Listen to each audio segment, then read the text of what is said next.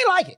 Like, we got everything right there, man. Got his chips, his hot sauce, alcohol. You look so hurt. Bro, I was hurt, bro. When he leave, I was like, he gone? I was like that. I actually seen him and walked up on him and said, bro, why you walk off? Oh, so you had to talk about after? No, he never gave me an explanation. He was just like, I'm gonna come back, DC. Yeah. As a real nigga, damn, bro, he ain't had to do us like that. We played it off and it was cool because we professional. Yeah. That's what we do. I was hurt. Man, you got me fucked up. But it looked like y'all wasn't tripping that he got up right there. No, he went to the bathroom. A lot of people go to the bathroom, but we saw him leave. Our eyes were like, oh, that nigga, we stepped outside. I gotta take a breather. We still doing our shit. Ross gone. We like, banging all kind of shit. Nigga, no, it's still chips. Yeah. Nigga still got the microphone on. We hear the car. We like, nah, cut that shit up. Oh, yeah. This nigga is... The clash between Rick Ross and DC Young Fly didn't just happen out of nowhere. This situation had been quietly brewing for years, simmering right under the surface like one of those industry tensions people think disappeared simply because the timeline moved on. Back in 2021, Ross appeared on the 85 South Show, a platform built around humor, chemistry, culture, and unfiltered conversation. Guests usually settle in, relax, crack jokes, talk life, talk wins, talk losses, and give the audience something real to hold on to. But when Ross showed up, the vibe shifted. He came in with the presence everyone expected, loud, wealthy, confident, polished, but without warning, he slipped out the door mid-show. No explanation, no heads up, no quick, I gotta dip. He simply left, leaving the hosts, the crew, and viewers wondering what happened behind the scenes. For years, people speculated, was he bored? Was the energy off? Did something happen during the taping? But nothing concrete ever came out, and the mystery stayed floating in the culture like a rumor that refused to die.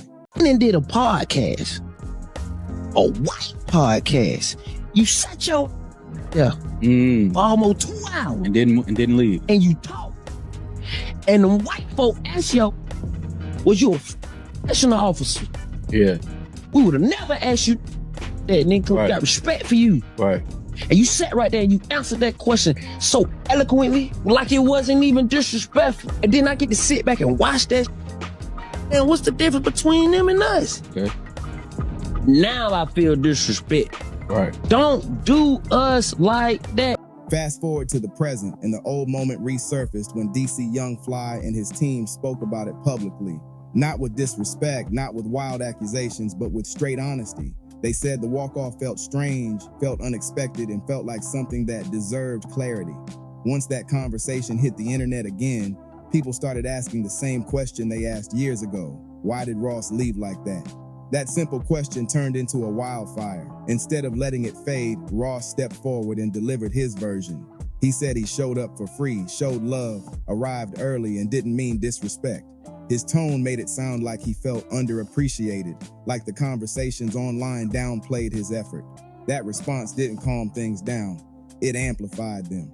DC came right back, not trying to be petty, not trying to throw low blows, but trying to stand on principle. He said big artists pull up all the time for free. Nobody complained. Nobody held it over anyone's head. The issue wasn't about money, it was about respect and communication.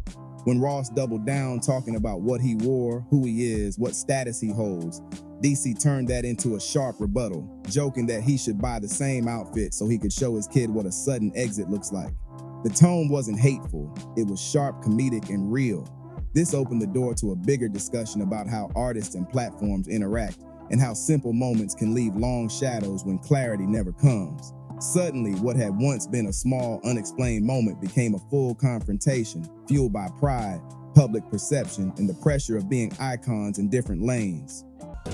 Since he walked off on we were just talking to Angie Martinez about that yesterday. We in Atlanta, so we run into him all the time. It ain't never been no hard feeling. Yeah. I don't want to say no hard feeling. Yeah. I'm gonna say, first of all, I don't give. Yeah, I get it. But I give them because try to make you as a person. Yeah. We the type of people that will never bring up nothing that we feel like that can be diminished to your career or anything, nigga, because we some real niggas. Yeah.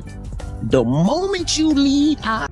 Once Ross responded publicly, the situation entered a whole new stage. It was no longer about a moment from 2021. It became a debate about how guests and hosts treat each other in the digital era.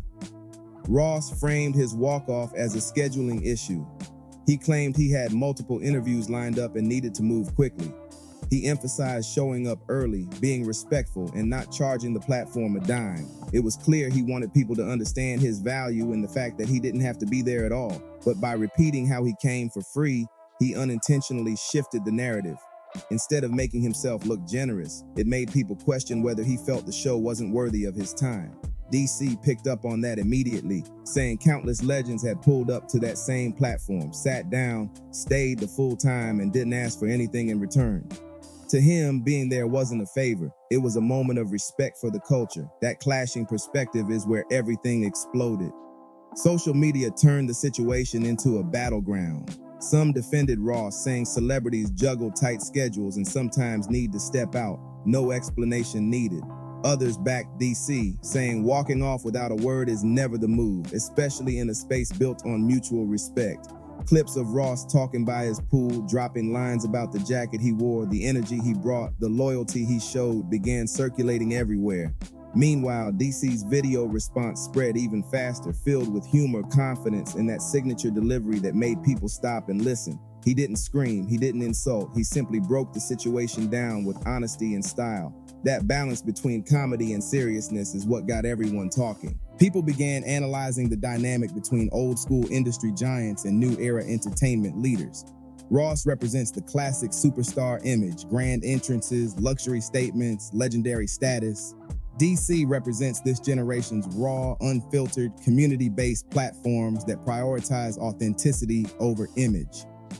When those two energies collide, misunderstandings can easily spark. The internet magnified the spark into a spotlight. Even those who weren't fans of either side joined the conversation because it wasn't just about Ross and DC. It was about how the culture views respect in creative spaces. The conversation got so big that fans dug up old footage, memes popped up everywhere, and content creators made their own breakdowns. In a way, the argument became bigger than any interview. It became a cultural moment, exposing the gap between two eras of fame and two very different ways of navigating it in public. As the back and forth gained traction, more layers emerged, layers dealing with ego, reputation, industry expectations, and what happens when two influential figures refuse to let a narrative define them. For Ross, maintaining control of his image is everything. He built an empire off confidence, authority, and never looking rattled. So when the internet revived a moment that made him look unprofessional, he felt he had to address it head on. His response wasn't just about defending himself, it was about protecting a legacy built over decades. But the way he framed his defense showed a disconnect. Instead of addressing the emotional impact of leaving the show abruptly, he leaned heavily on status symbols, timing, logistics, and the idea that his presence alone should be appreciated. That didn't land well with everyone. DC approached the situation differently. His brand is built on relatability, honesty, and humor that cuts through tension. He didn't need a luxury backdrop or a fancy speech. He simply broke things down like someone talking to the community. He pointed out that the team didn't hold grudges for years. They just finally addressed something that never sat right. To him, walking out without acknowledgement was the root issue, and being told the show should be grateful only added fuel. He emphasized fairness. He emphasized communication, and most importantly, he emphasized that no matter how big a guest is, being real will always matter more than being rich. The clash became symbolic. Ross represented hierarchy, big star, big expectations. DC represented equality, treat everyone the same no matter their level. That tension resonated deeply with viewers because the culture has shifted. Audiences today want authenticity more than polished perfection. They want transparency more than traditional celebrity mystique. And DC embodied that shift perfectly. Behind the scenes, the industry watched quietly. Other entertainers commented without naming names, hinting at how some artists walk into spaces expecting special treatment, while others show gratitude for any platform that lets them speak. Talent managers, podcast hosts, and influencers started using the Ross DC situation as an example of how communication can break or strengthen relationships in this new digital landscape. The silence from other major artists only fueled more speculation, as people wondered who privately agreed with Ross and who sided with DC but didn't want to get involved publicly. This wasn't just about a walk-off anymore. It became a cultural study in how fame operates today versus how it operated 15 years ago. And as the story kept evolving, it became clear that neither side wanted to look weak or petty, but both wanted to stand firm in their truth. As momentum grew, content creators began dissecting every angle: body language, tone, wording, intentions. DC supporters praised him for standing on principle and making the situation humorous without turning it ugly. They loved how he used comedy to break tension while still addressing the core issue. Meanwhile, Ross's supporters insisted he didn't owe anyone a detailed explanation and that his status and schedule justified his exit. They argued that artists with huge obligations can't sit for hours unless their team plans it down to the minute. This debate created two camps: those who valued cultural respect and those who valued artistic hierarchy. The controversy also highlighted how new school platforms hold more weight than people realize. Shows like 85 South aren't built like corporate interviews, they're built like family conversations. Guests aren't just guests, they become part of the vibe. When someone leaves abruptly, it's noticeable. It changes the flow. It interrupts the rhythm the show is known for. That's why the moment mattered to DC and his team. They don't operate on traditional industry rules. They operate on connection, and connection requires presence. A walk-off disrupts that. Ross, on the other hand, came from an era where interviews were strictly business. You showed up, you talked, you promoted, and you left. For him, the walk-off may have felt normal, but times changed. Audiences expect more warmth, more interaction, more immersion. When Ross told his side from his mansion poolside, people noticed the contrast immediately. It felt disconnected from the environment DC represented: humor versus luxury, community versus star power.